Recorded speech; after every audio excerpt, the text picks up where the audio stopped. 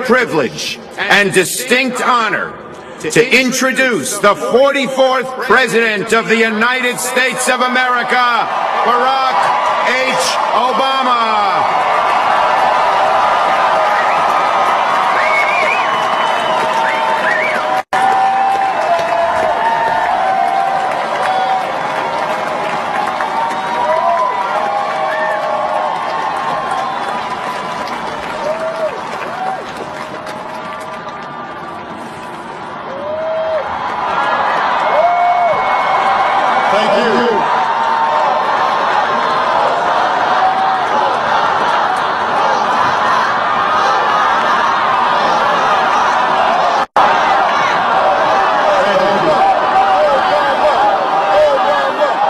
Thank you so much. Vice President Biden, Mr. Chief Justice, members of the United States Congress, distinguished guests, and fellow citizens. Each time we gather to inaugurate a president, we bear witness to the enduring strength of our Constitution. We affirm the promise of our democracy. We recall that what binds this nation together is not the colors of our skin, or the tenets of our faith, or the origins of our names. What makes us exceptional, what makes us American, is our allegiance to an idea articulated in a declaration made more than 2 centuries ago. We hold these truths to be self-evident, that all men are created equal,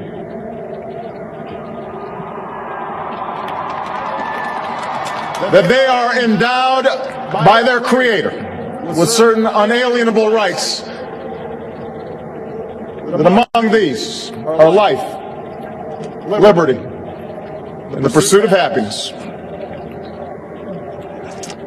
Today, we continue a never-ending journey to bridge the meaning of those words with the realities of our time.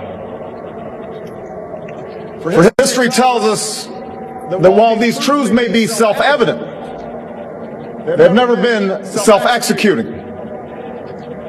That while freedom is a gift from God, it must be secured by His people here on earth. The patriots of 1776 did not fight to replace the tyranny of a king with the privileges of a few or the rule of a mob. They gave to us a republic, a government of and by and for the people, entrusting each generation to keep safe our founding creed. And for more than 200 years we have. Through blood drawn by lash and blood drawn by sword, we learned that no union founded on the principles of liberty and equality could survive half slave and half free. We made ourselves anew and vowed to move forward together. Together we determined that a modern economy requires railroads and highways to speed travel and commerce, schools and colleges to train our workers. Together we discovered that a free market only thrives when there are rules to ensure competition and fair play. Together we resolved that a great nation must care for the vulnerable and protect its people from life's worst hazards and misfortune. Through it all, we have never relinquished our skepticism of central authority, nor have we succumbed to the fiction that all society's ills can be cured through government alone. Our celebration of initiative and enterprise, our insistence on hard work and personal responsibility, these are constants in our character. We have always understood that when times change, so must we. That fidelity to our founding principles requires new responses to new challenges. that preserving our individual freedoms ultimately requires collective action.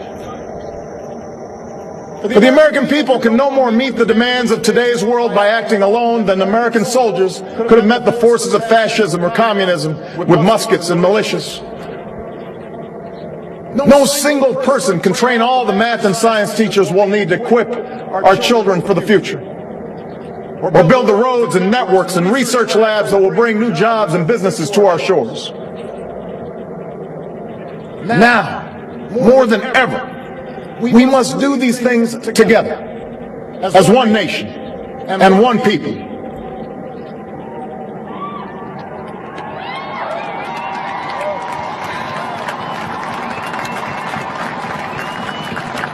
This generation of Americans has been tested by crises that steeled our resolve and proved our resilience. The decade of war is now ending.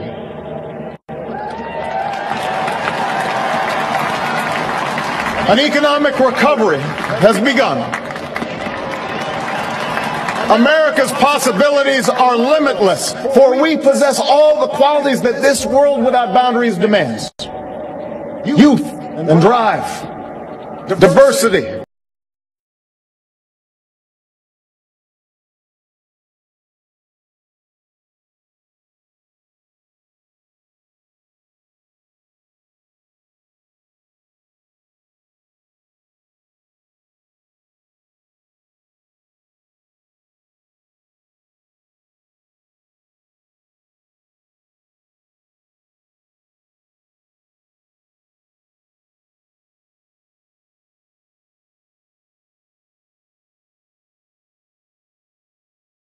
an openness, an endless capacity for risk, and a gift for reinvention. My fellow Americans, we are made for this moment, and we will seize it so long as we seize it together.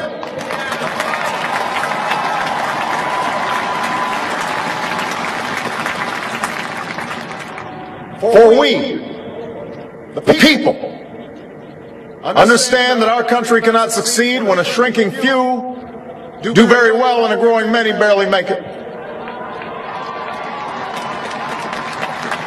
We believe that America's prosperity must rest upon the broad shoulders of a rising middle class.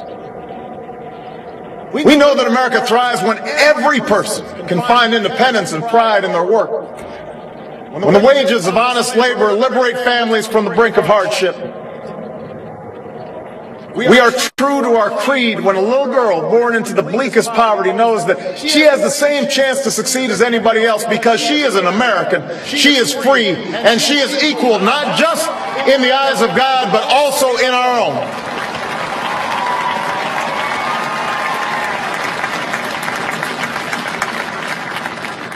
We understand that outworn programs are inadequate to the needs of our time.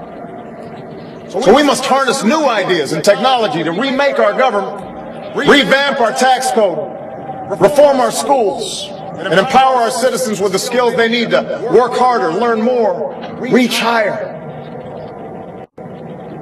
But while the means will change, our purpose endures. A nation that rewards the effort and determination of every single American. That is what this moment requires. That is what will give real meaning to our creed. We, the people, still believe that every citizen deserves a basic measure of security and dignity. We must make the hard choices to reduce the cost of health care and the size of our deficit. But we reject the belief that America must choose between caring for the generation that built this country and investing in the generation that will build its future.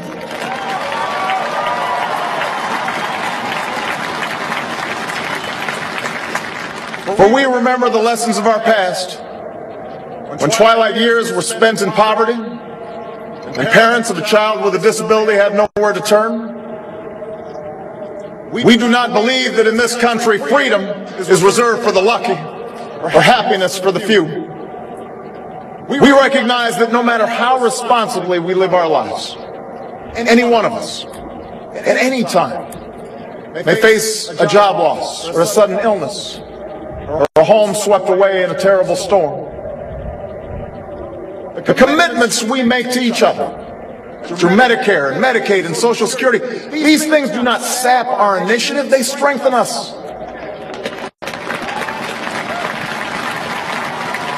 They do not make us a nation of takers, they free us to take the risks that make this country great.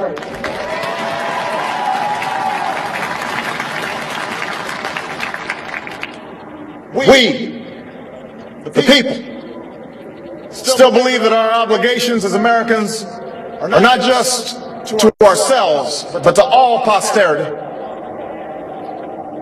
We will respond to the threat of climate change, knowing that the failure to do so would betray our children and future generations.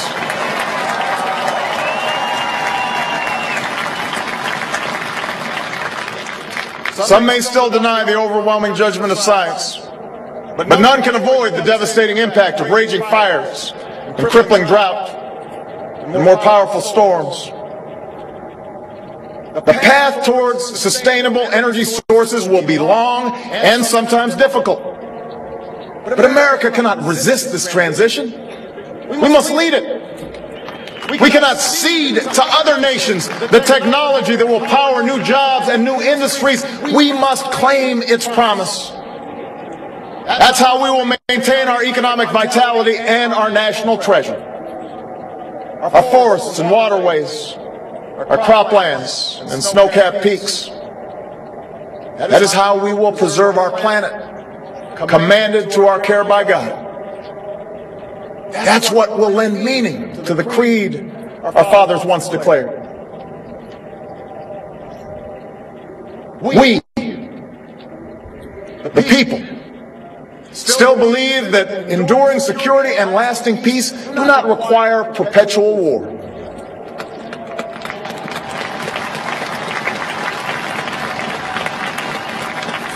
Our brave men and women in uniform, tempered by the flames of battle, are unmatched in skill and courage. Our citizens, seared by the memory of those we have lost, know too well the price that is paid for liberty. The knowledge of their sacrifice will keep us forever vigilant against those who would do us harm. But we are also heirs to those who won the peace and not just the war, who turned sworn enemies into the surest of friends, and we must carry those lessons into this time as well. We will defend our people and uphold our values through strength of arms and the rule of law. We will show the courage to try and resolve our differences with other nations peacefully, not because we are naive about the dangers we face, but because engagement can more durably lift suspicion and fear. America will remain the anchor of strong alliances in every corner of the globe. And we will renew those institutions that extend our capacity to manage crisis abroad. For no one has a greater stake in a peaceful world than its most powerful nation. We will support democracy from Asia to Africa, from the Americas to the Middle East, because our interests and our conscience compel us to act on behalf of those who long for freedom. And we must be a source of hope to the poor, the sick, the marginalized, the victims of prejudice. Not out of mere charity, but because peace in our time requires the constant advance of those principles that our common creed describes: tolerance and opportunity, human dignity, and justice. We, the people, declare today that the most evident of truths, that all of us are created equal, is the star that guides us still. Just as it guided our forebears through Seneca Falls and Selma and Stonewall, just as it guided all those men and women, sung and unsung, who left footprints along this great mall, to hear a preacher say that we cannot walk alone, to hear a king proclaim that our individual freedom is inextricably bound to the freedom of every soul on earth.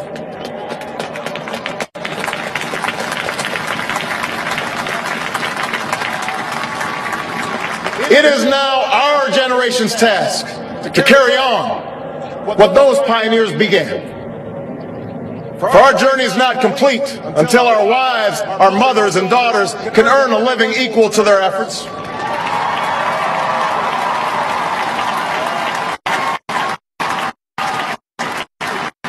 Our journey is not complete until our gay brothers and sisters are treated like anyone else under the law. For if we are truly created equal, then surely the love we commit to one another must be equal as well.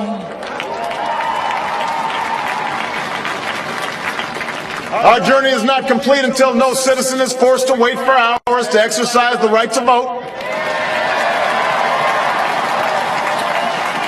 Our journey is not complete until we find a better way to welcome the striving, hopeful immigrants who still see America as a land of opportunity.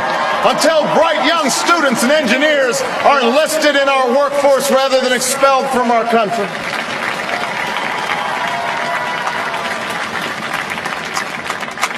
Our journey is not complete until all our children, from the streets of Detroit to the hills of Appalachia to the quiet lanes of Newtown, know that they are cared for and cherished and always safe from harm. That is our generation's task, to make these words, these rights, these values of life and liberty and the pursuit of happiness real for every American. Being true to our founding documents does not require us to agree on every contour of life. It does not mean we all define liberty in exactly the same way or follow the same precise path to happiness. Progress does not compel us to settle centuries-long debates about the role of government for all time, but it does require us to act in our time.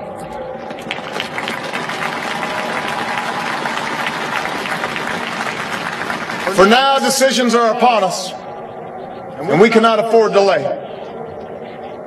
We cannot mistake absolutism for principle, or substitute spectacle for politics, or treat name-calling as reasoned debate. We must act. We must act knowing that our work will be imperfect. We must act knowing that today's victories will be only partial, and that it will be up to those who stand here in 4 years, and 40 years, and 400 years hence to advance the timeless spirit once conferred to us in a spare Philadelphia hall.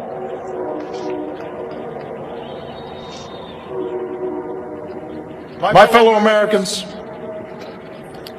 the oath I have sworn before you today, like the one recited by others who serve in this Capitol, was an oath to God and country, not party or faction. And we must faithfully execute that pledge during the duration of our service. But the words I spoke today are not so different from the oath that is taken each time a soldier signs up for duty, or an immigrant realizes her dream. My oath is not so different from the pledge we all make to the flag that waves above and that fills our hearts with pride. They are the words of citizens, and they represent our greatest hope. You and I, as citizens, have the power to set this country's course. You and I, as citizens, have the obligation to shape the debates of our time, not only with the votes we cast, but with the voices we lift in defense of our most ancient values and enduring ideals. Let us, each of us, now embrace with solemn duty and awesome joy what is our lasting birthright.